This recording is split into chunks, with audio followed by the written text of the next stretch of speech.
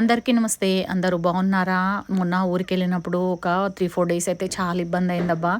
Gas అయిపోయిందనమాట. Indian gas మా వాళ్ళ దగ్గర ఎవ్వరి దగ్గర లేదు. అందరూ హెచ్‌పీయే వాడతారు. అందుకనే ఇండియన్ గ్యాస్ కొనలేకపోయినాము.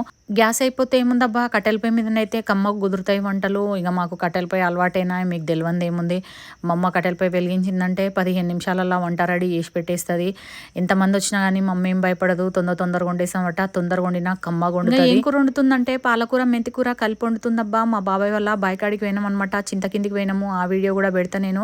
చింత కింద మేము వంట చేసుకొని తిన్నామనమాట. చాలా రోజులైంది. అంటే చాలా రోజులు కూడా కాదు, ఏండ్లు అయిపోయింది చింత కిందికి పోక. ఏ కూర చేసినా జరంతా నూనె ఎక్కువనే వేస్తదబ్బా. నూనె ఎక్కువ వేయడం వల్ల కమ్మగానే ఉంటాయి మా అమ్మ చేసే వంటలు. ఇక్కడ 2 టమాటాలు కూడా ముక్కలు కట్ చేసి వేసేసింది. అట్లనే పసుపు కూడా వేసేసిందబ్బా. పాలకూర, మెంతి కూర ఇట్లా వండుకొని చూడుర్రి, చాలా కమ్మ ఉంటుంది. పాలకూరలా టమాటా వేయకూడదు అని అంటుంటారబ్బా చాలామంది. అట్లా ఏముండదు, టమాటా వేసుకోవచ్చు, కమ్మగానే ఉంటుంది. కిడ్నీలలా రాళ్ళు ఉన్న వాళ్ళు మటుకు టమాటా వేయకుండా వండుకొని తినాలి. ఇంకా ఆ ప్రాబ్లం ఏది లేదు కాబట్టి మేమైతే హ్యాపీగా టమాటా వేసుకొని అయితే ఇట్లా వండేసుకుంటాము. ఉప్పు కారం అన్నీ వేసి ఇట్లా మంట పెట్టేసి ఉడికించేసింది. చూస్తున్నారు కదా కట్టెలన్నీ ఎట్లా తీసి పెడుతుందో మా అమ్మ. తొందర చేసేదన్నమాట. చాలా ఫాస్ట్గా వండేస్తుంది. నేనే కొంచెం లేట్గా వండుతుంటా అప్పుడప్పుడు. ఇట్లా ఒక 10 నిమిషాలు ఉడికించిన తర్వాత దింపేసేయాలి. దింపేసి రుబ్బుకోవాలబ్బా. ఈ ఆకుకూర రుబ్బి మళ్ళీ పొయ్యి మీద పెట్టాలి ఒక 10 మినిట్స్. అట్లయితే కమ్మగా కుదురుతుంది.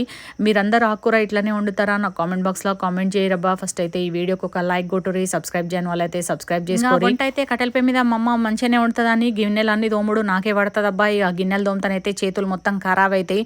అయినా సరే తప్పదు కదా, తోమాలే. కట్టెల పొయ్యి మీద వండినప్పుడు కమ్మగా తిన్నప్పుడు ఖచ్చితంగా గిన్నెలు తోమాలి కదా.